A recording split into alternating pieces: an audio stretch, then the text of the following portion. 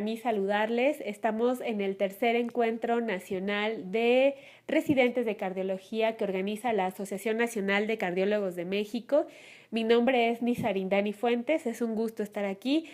Nos acompañan tres de los médicos residentes que próximamente van a elaborar su examen ante el Consejo Mexicano de Cardiología y a los cuales nos trajimos a la Ciudad de México para ofrecerles un espacio académico de convivencia y que bueno, en esta ocasión vamos a dialogar sobre un tema que es bastante importante para la población en general y por supuesto para ellos como médicos. Les voy a pedir que se presenten y que me digan por favor de qué región vienen y cuál es el hospital. Mi nombre es Elías Rodríguez Díaz, soy médico del Cristo Mujeres Alta Especialidad en Monterrey. Soy originario de Honduras, no soy mexicano, pero realmente me ha gustado mucho México y realmente estoy disfrutando mucho la educación que estoy recibiendo acá. Bueno, mi nombre es Antonio Flores Morgado, yo soy médico residente de tercer año del Hospital General de México, de aquí de la ciudad, está en la colonia Doctores. Y bueno, es un gusto estar aquí en este foro con ustedes. Hola, mi nombre es Reinaldo Pérez Delgado, vengo del Centenario Hospital Miguel Hidalgo de Aguascalientes y de igual para mí es un gusto estar aquí en este foro de la ANCAM. Bueno, pues empezamos. Vamos a hablar sobre intervencionismo coronario en la cardiopatía isquémica.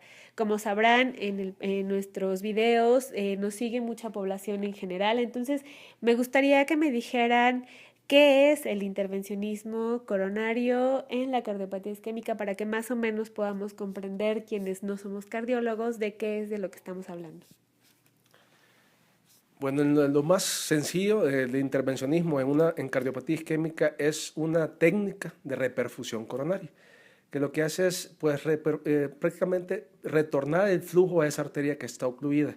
Hay varias técnicas, hay quirúrgicas, trombolíticas o farmacológicas, mecánicas o de intervencionismo, que realmente el fin de esta técnica es lograr que esa arteria esté abierta y que perfunda nuevamente al miocardio y salvar tanto miocardio como sea posible.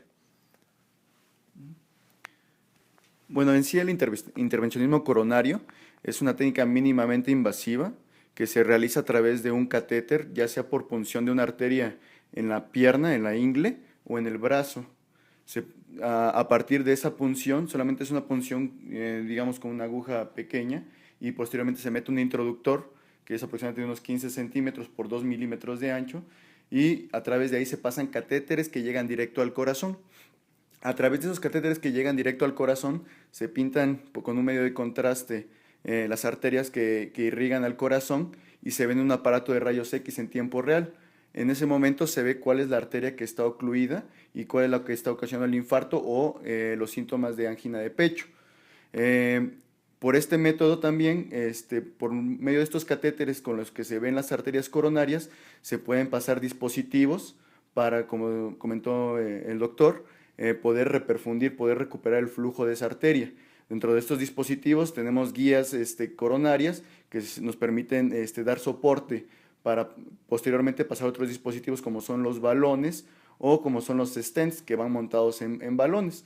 Los balones lo que hacen es se cruza la lesión que está ocluyendo la arteria, se infla el balón y se rompe esa placa que está ocasionando la interrupción del flujo.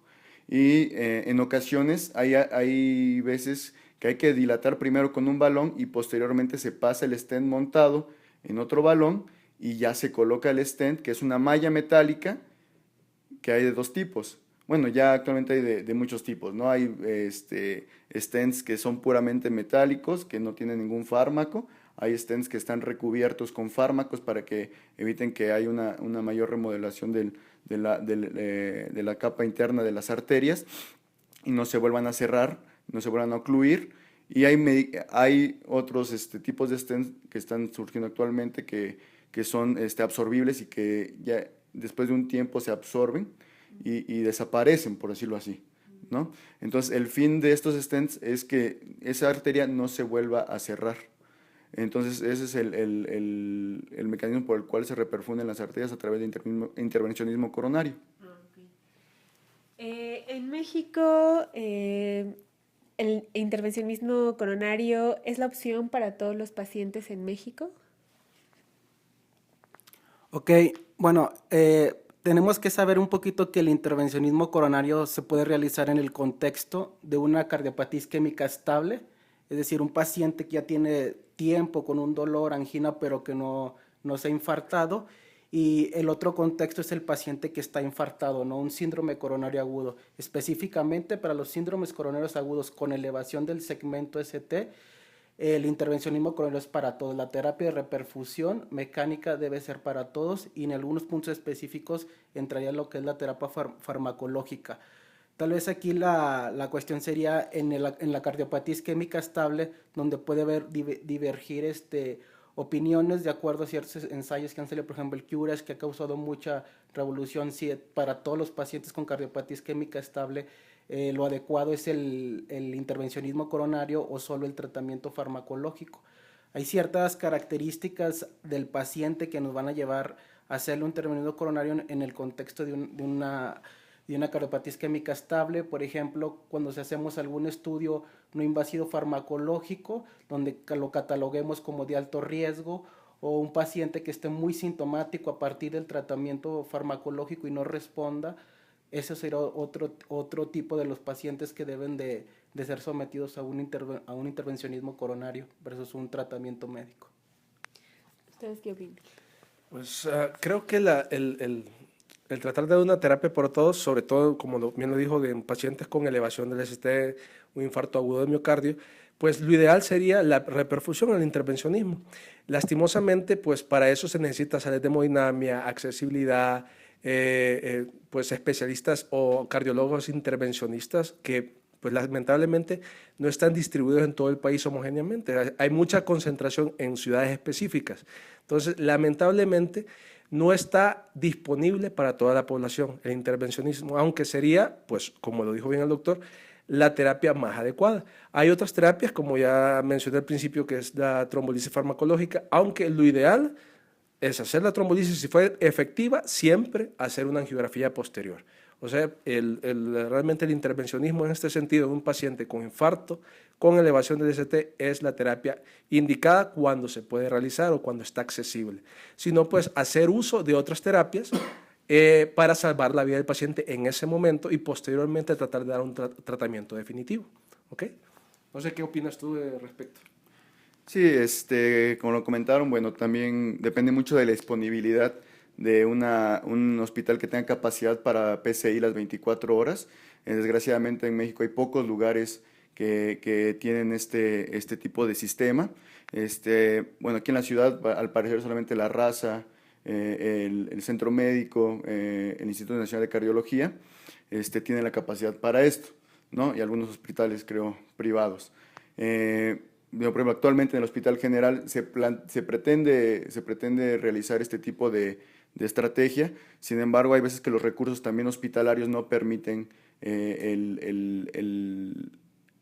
la iniciación de este tipo de programas, ¿no? Y es en el contexto de un infarto agudo del miocardio, vamos contra reloj, ¿no? El tiempo es músculo y conforme va pasando más el tiempo se va dañando más el músculo cardíaco, ¿no? Entonces, el paciente tiene que llegar en cierto tiempo para poder ofrecerle esa terapia de revascularización. Si llega fuera de ese tiempo de ventana, le llamamos, a menos que tenga ciertas características, se puede pasar. Si no, ya pierde la posibilidad de que se le pueda realizar un intervencionismo cardíaco. Hay otras terapias que nos pueden dar tiempo para retrasar el tratamiento, pero no son las más adecuadas, ¿no? Lo adecuado es que sea un intervencionismo primario y que en menos de 2 horas de que se detectó el infarto, el paciente pase a sala de hemodinamia y se revascularice esa arteria.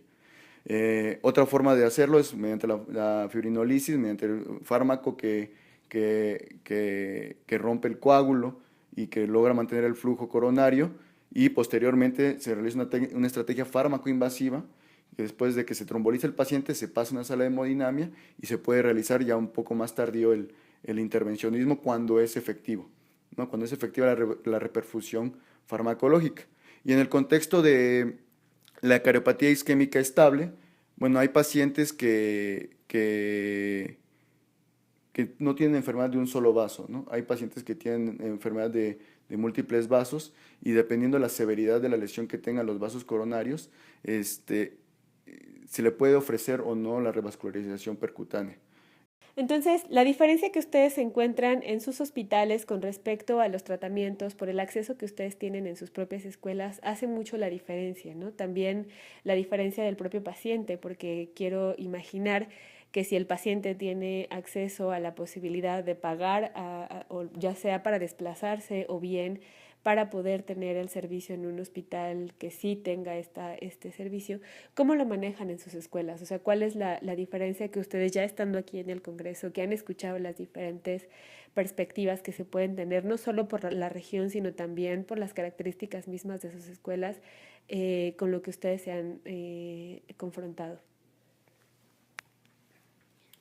Ok, yo creo que esta es una pregunta muy interesante porque aparte de la cuestión geográfica y que hace diferenciación para tratar un paciente de forma más temprana, algo que es muy importante son los sistemas de salud que existen actualmente. Al menos en mi escuela, de donde yo vengo, estos pacientes que son tratados sobre todo angioplastia primaria son dependientes de Seguro Popular. Entonces, Seguro Popular tiene criterios que, por ejemplo, en el caso de los infartos con elevación del segmento ST, menores de 60 años son los que pueden tener acceso a una angioplastia primaria, al menos de forma gratuita. Para aquellos pacientes que sean mayores a 60 años, aunque sean con elevación del ST y tengan que ir a una reperfusión con una angioplastia primaria, ellos tendrían que costear el material desde stents, balones, guías, catéteres para poder tener el acceso para llevar a cabo la angioplastia primaria. ¿Y ustedes cómo afrontan eso? O sea, ¿ustedes qué hacen ante esa...? Sí, nosotros, el hospital, o no, al menos el servicio de cardiología, pues se adapta a los que les cubre, nos adaptamos a ese grupo de pacientes. A esa otra población que queda descubierta para esas terapias de reperfusión, se dan las hojas y a través de trabajo social se buscan medios para, como ejemplo, el tipo DIF o otras casas que apoyan en cuestión económica para conseguir el material. El problema sucede en la angioplastia primaria, es decir, como dijo el doctor, tiempo es músculo, esos pacientes usted los tiene que reperfundir ya, no vamos a esperar, vamos contra el reloj. En pacientes que van por cardiopatías isquémicas estables, eso en las casas de apoyo, pues bueno, podemos dar tiempo y programar de forma electiva la intervención coronaria. El problema es en los coronarios agudos. ¿En sus escuelas? Allá pues sí está la posibilidad de intervencionismo las 24 horas. Muchos de los pacientes que ya son pacientes que tienen terceros pagadores, tienen seguros que cubren ese tipo de intervención. Y como ya se mencionó, paciente en agudo con infarto con elevación del ST, pues lo que importa no es, o lo que interesa no es si se va a hacer o no, sino en cuánto tiempo se puede llegar a hacer, lo más corto posible. En las primeras 2 horas, desde que inicia con síntomas, meterlo, lograr devolver la permeabilidad de esa arteria y salvar el músculo. El otro panorama es aquel paciente que dijo muy bien el doctor con cardiopatía estable. Pongámoslo, un paciente tiene el dinero, la accesibilidad, tiene el centro donde se puede hacer, tiene todo para hacerse un intervencionismo. A pesar de que está todo para hacérselo, no quiere decir que sea lo indicado en él. Hay que ver también la anatomía coronaria, hay que ver también los lechos distales, hay que ver muchas cosas, porque hay pacientes que aunque esté accesible económicamente y técnicamente todo, realmente la anatomía coronaria no es para un stent, probablemente como dijo el doctor sea por el syntax score para una revascularización quirúrgica, o incluso si tiene lechos distales muy pobres que no vaya a poder tolerar un puente, sea para una terapia farmacológica, con medicamentos, control de síntomas.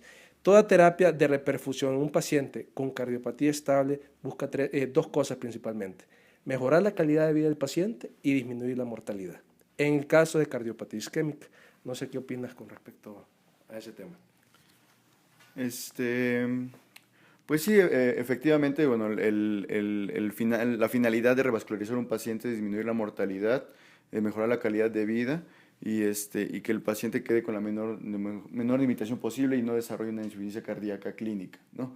En cuanto a los recursos que nosotros tenemos en nuestro hospital, Actualmente, bueno, se renovó la torre de cardiología, están en puerta nuevos proyectos para que se pueda ofrecer PCI las 24 horas. Sin embargo, también dependemos de lo que es Seguro Popular y de los recursos a veces del paciente cuando no entra dentro de los criterios de Seguro Popular, ¿no? Pero se ven opciones, hay opciones para que ahora sí facilitar el pago de los pacientes o que se les busque apoyo por medio del voluntariado de la fundación del hospital y se pueda ofrecer esta terapia de revascularización a toda la población, ¿no? Lo ideal es que todos tuvieran la accesibilidad a esto, porque bueno, en muchas ocasiones, digo, los pacientes que no tienen el recurso para tener el acceso a esto, se quedan fuera de la posibilidad, ¿no? Entonces, en esos pacientes utilizamos terapia farmacológica. En esos pacientes utilizamos terapia farmacológica, cuando llegan en tiempo, se utiliza fibrinólisis y en caso de que quede una lesión residual y que tenga unos buenos lechos distales, incluso si ya es enfermedad de 2 vasos, 3 vasos, bueno, ya aunque sea un evento agudo, se pasa a cirugía de revascularización, que es otra opción que se les ofrece, que tienen los pacientes para revascularizarse y que también está disponible en el hospital. Hablando de estas diferencias que nos podemos encontrar no solo por región, sino también por escuela, me gustaría saber qué les ha parecido el ejercicio que realiza la ANCAM para poder traer a las 25 escuelas cardiológicas que preparan en México a los médicos, cómo se han sentido, qué les ha parecido el programa, precisamente qué han encontrado que no habían tenido la oportunidad o que en algún otro lugar no podrían encontrar dentro del Congreso. No sé. Pues una ventaja o algo que he visto, que aunque venimos de diferentes regiones, diferentes hospitales, etcétera, pues se habla el mismo lenguaje, ya que la mayoría de la medicina que implementamos es basada en evidencia, en guías clínicas, en lo que es mejor para el paciente, a pesar de que a veces no hay recursos, pero se trata de buscar las maneras de poder llegar a esos recursos y ofrecerle lo mejor al paciente. Ahora, claro que va a haber sus excepciones, pero realmente hablamos casi el mismo lenguaje, las mismas estrategias, los mismos medicamentos, ya que la práctica clínica ahorita no es qué es lo que yo opino o qué es lo que hay en mi experiencia, sino qué es lo que está comprobado internacionalmente y qué dicen las guías. Que al final sé que son guías, pero nos ayudan mucho en determinados pacientes que son más complicados, que probablemente no tengamos las mismas experiencias que otros, pero nos ayudan a unificar criterios y a unificar guías terapéuticas, o sea, manejos, vaya, para que el paciente, sea que esté en el centro del país, en la periferia, en un hospital privado, en un hospital público, se pueda beneficiar prácticamente de la misma forma.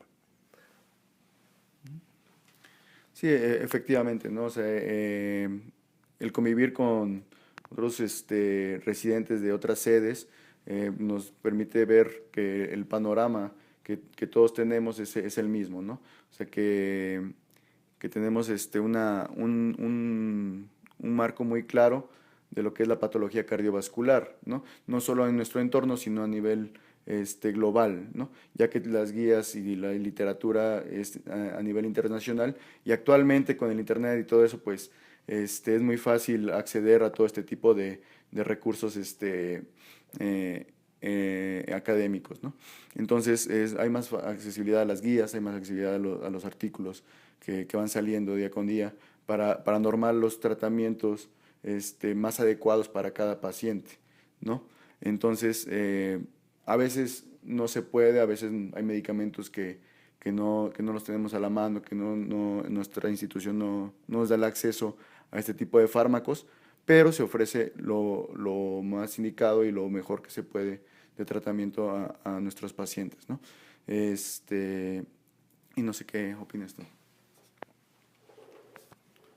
Bueno, yo considero que esto que está haciendo la ANCAM es de mucha relevancia y mucha importancia desde un punto de vista académico, ya que el reunir a diferentes residentes de diferentes escuelas, pues nos vamos dando qué nivel tiene cada uno y en qué lugar vámonos ubicando y hacer una competitividad muy sana entre todos, ¿no?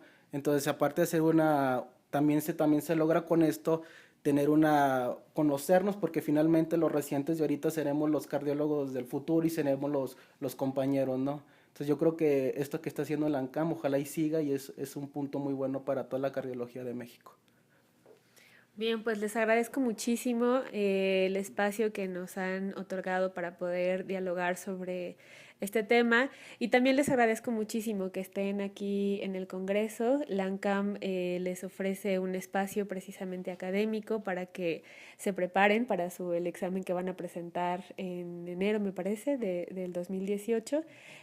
Por supuesto, les deseamos todo el éxito posible. La ANCAM es su casa, la ANCAM siempre va a querer acompañarlos en su camino como cardiólogos. Y bueno, pues también quiero agradecerles mucho a todos aquellos que nos están viendo por la confianza, por el espacio. Esperamos sus opiniones y por supuesto que nos sigan en nuestra página web, que es www.ancam.org.mx, y en todas nuestras redes sociales. Estamos en Facebook, Twitter, Instagram, tenemos SoundCloud, tenemos presencia en todas las redes que les ofrecemos diversidad de contenido. Y bueno, pues hasta la próxima.